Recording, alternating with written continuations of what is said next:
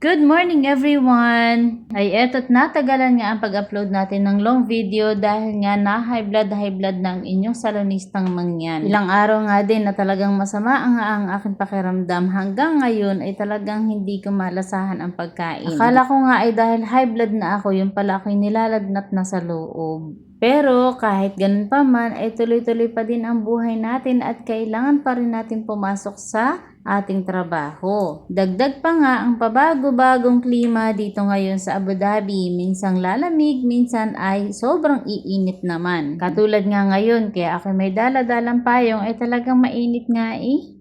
Itong video nga ito ay nakuhanan ko ng bandang tanghali, kaya naman singkad ang init. At medyo naramdaman nga din natin itong sunstorm. Nitong ako naman ay nag-break.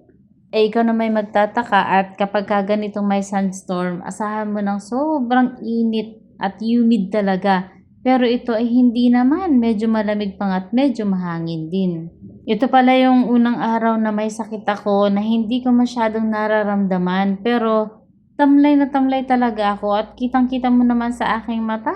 Ayun pala, nung tanghali pa lamang ay nakalanghap na nga ako ng alikabok at pagbalik ko nga ng gabi ay eto na ang bumungad sa amin. Oras lamang talaga ang pagitan at paglabas nga namin nung gabi ay grabe ang alikabok sa labas. Yan na nga ang sinasabi talagang sunstorm. Pero hindi nga siya mainit. Lalo na akong inubo. Wari ko nga parang ako talagang hihikain ng mga oras na iyan. At akala namin ay saglitan lamang yan. Pero talagang inabot pa yan ng hanggang hating gabi. Pagdating ko naman sa bahay ay natatnan ko itong aking mga babies na naglalaro. At nakipagkulitan na nga din ako dito sa aking apo na si Baby Savvy. Buti na nga lamang at day off ko kinabukasan. Kinabukasan naman ay nagulat ako dahil itong aking dalawang anak-anakan na galing sa Uganda ay nagpakasal na pala. Kaya naman congratulations Joyce and Jimmy. At talaga namang sobrang happy ako sa inyong dalawa. At pag-uwi naman ay eto, nagprito na din ako ng isda at ng makakain ng tanghalian bago bumalik dito sa aking sideline. Kinagabihan naman ay nagluto naman ako nitong liver steak